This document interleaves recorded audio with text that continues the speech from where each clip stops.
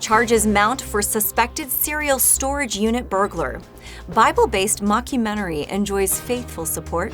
And your daily weather forecast coming up with highs, lows, and everything you need to know for the days ahead. You're watching St. George News at 5, brought to you by our studio sponsor, We Win Injury Law. Good afternoon, I'm Monica McLaughlin. A suspected serial burglar, 34-year-old Aaron Mayetta Brewer, has been tied to over 145 storage unit break-ins in St. George and more than 80 in Washington City, according to police. For more on how police tracked down the suspect and what was recovered, we'll go to Cody Blowers. A suspect arrested last month following a string of storage unit burglaries in St. George. 34-year-old Aaron Mayetta Brewer is facing additional charges following an investigation by detectives in Washington City. Brewer is now facing 2 second-degree felony counts of theft of a firearm, along with felony burglary and theft. Brewer was identified as the suspect reportedly involved in the Washington City burglaries after authorities say property found by detectives in St. George during the November arrest was linked back to the storage unit burglaries in Washington City, where more than 86 different storage units were broken into. Brewer has remained in jail since his arrest last month, and the charges were ultimately submitted by the Washington City Police Department for filing. The investigation in Washington City is still ongoing, and the losses authorities say are likely to be much higher once all the victims have been identified. Thanks, Cody. A new mockumentary series, The Promised Land, filmed in Washington County, puts a comedic twist on the biblical story of Moses, blending humor, heart, and faith. I had the chance to visit the set of The Promised Land and see firsthand how this unique production came together. Here's a look at what makes this series so special. We are on the set of The Promised Land here in town. We're in Warner Valley. I have director Mitch with me here. How's it going? And you have done an amazing job. You're here in St. George with us. This show, if you don't know, I usually describe it, do you like The Chosen? If you say yes, do you also like The Office? If you say yes to both of those, you're going to love The Promised Land. And people from the 12 tribes come to me with their problems. This show has the biblical focus and the authenticity of The Chosen, but with the comedy dial and the interview style and all of that of The Office. So yeah, it's basically we get a chance to get to know Moses and the Israelites through the lens of a documentary crew. Good shot! Protect me! Protect me! I have producer Richie Johns with me here. This is an amazing set. Oh, look around us. We got sand and mountains. This is exactly where we want to be. Tell me how you explain this to people. It's a comedy series, so it's shot in the style of like The Office, Parks and Recreation, Modern Family. So we get, those moments where the characters sit down, they look directly into the camera and tell you their thoughts. And so it's a new way of approaching these characters that's really more relatable. Yeah. The other thing I want to know is how'd you end up in St. George? Did you find us diamond in the rough? Who was the mastermind? Oh man, it was kind of a joint effort what got us here. We literally were looking on the map for the most red we could find. But we can't just find red sand and red rocks. We need an actual town infrastructure for logistics. So we needed an airport, we needed hotels, and also literally on our spreadsheet was Chick-fil-A. Stop it right now. So yeah, there's only a few options on that one when you come this way. Exactly. And so we were very blessed to find St. George. Now, was it hard to write this, considering that you're trying to keep it historically accurate, but then bring in that comedy? It's definitely, what's going on? We got a character right here.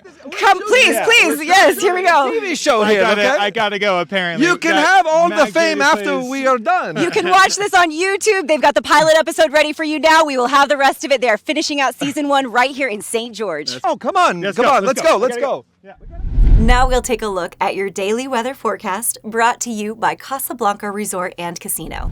In St. George, it's currently mostly sunny and 54 degrees. Tonight, expect a low of 31 under partly cloudy skies. Tomorrow, clouds will increase with a high of 60 and a low of 34. Over in Mesquite, it's a comfortable 60 degrees and mostly cloudy right now.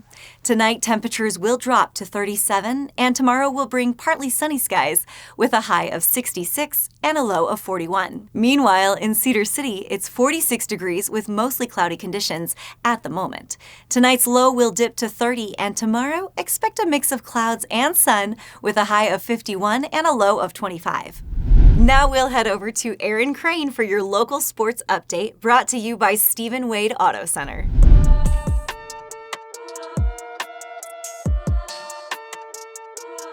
Thanks, Monica. This past week in sports, Cedar High School may remain in 4A for all sports except football, following the revised alignment proposal from the Utah High School Activities Association Board of Trustees. If approved, Cedar would stay in Region 9 with familiar rivals like Dixie and Snow Canyon, while dropping to 3A for football, joining teams such as Canyon View and Juab. Final decisions are expected to be at the UHSAA's meeting on December 19th. The 2024 All-Region 9 football team was announced last Wednesday, honoring 108 players from the Region 7 high school teams. Back-to-back Region 9 and 4A state champions, Crimson Cliffs led the pack with 25 selections, including co-MVPs McCord Christiansen and Malachi Alofopo, recognized for their complementary dominance on the field. Desert Hills Titan Mason and Dixie's Rand Sawyer earned offensive MVP honors, while Crimson Cliffs McKay Wright was named defensive MVP unanimously. Snow Canyon's Ammon Allred was honored for best kicker, and Hurricane's Austin McRoberts stood out as the top return specialist. Now back to you, Monica. Thanks, Aaron. Over 2,300 wreaths were placed on veterans' graves in St. George during the 15th annual Wreaths Across America ceremony, honoring fallen heroes and their families. Eric George Gould has more on how the community came together to pay tribute. Wreaths Across America held the 15th anniversary of a ceremony honoring veterans at Tonnequint Cemetery on Saturday. Valerie King from the Color Country chapter of the Daughters of the American Revolution and United States Air Force retired Lieutenant Colonel Kenneth Field talked about the flag, and an honor guard carried off the Liberty Urn for internment at Tonnequint.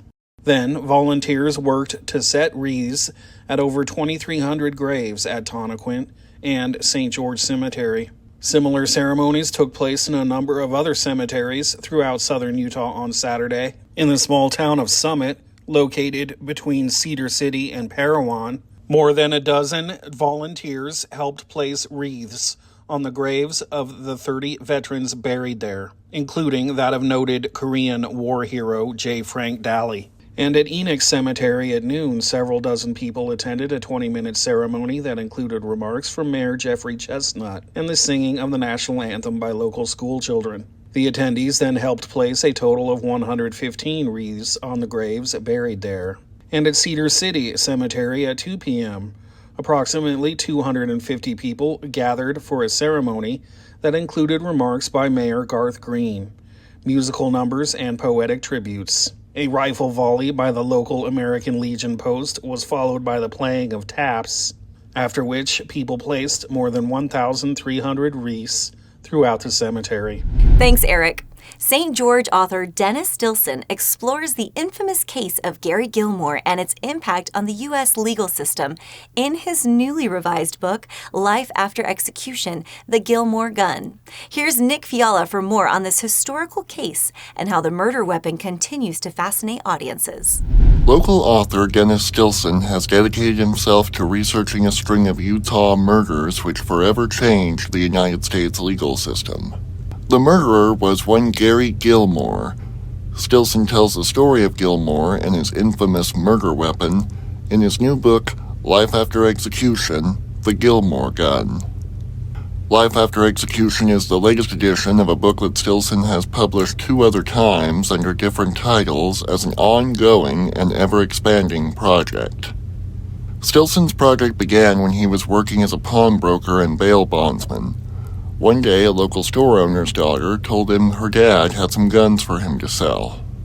Anyway, he comes in carrying this murder weapon. Documents, FBI lab reports, court documents. I mean, more provenance you could ever ask for on any gun in history. And he wanted me to sell it for him. There's the FBI lab reports of the gun. Gilmore's execution for his crimes with the gun marked the first execution since the controversial reinstatement of the death penalty in 1976. It was 13 and a half years was the national average at that time from conviction to execution. They executed him in 6 months. Stilson has seemingly made it his mission to capture nearly every major mention of Gilmore's case he can get his hands on. But did he ever meet Gilmore himself? Not meet. I'd seen him in passing at the store and at the restaurant and stuff, hanging around, whatever. He just had a bad aura about about him. Anyway, there's a lot of little stories of encounters of people I knew with him and that in the book.